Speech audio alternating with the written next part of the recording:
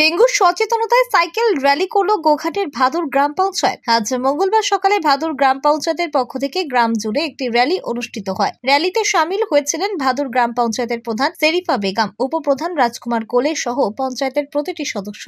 মূলত ডেঙ্গু থেকে সতর্ক থাকার বার্তা দিয়ে র্যালিটি অনুষ্ঠিত হয়। এছাড়াও প্লাস্টিক বর্জন করারও বার্তা দেয় ভাদুর গ্রাম পঞ্চায়েত।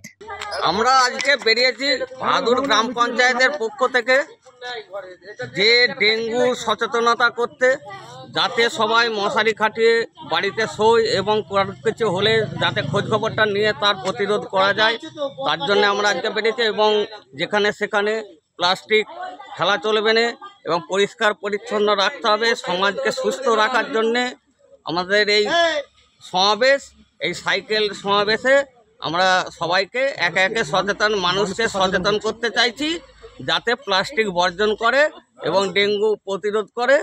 সেই হিসেবেই আজকের এই সাইকেল সমাবেশ। স্বাস্থ্যসাথী মান্যতাপ্রাপ্ত মাল্টি স্পেশালিস্ট ও রোগী পরিষেবার বিশ্বস্ত প্রতিষ্ঠান দেবনাথ হসপিটাল।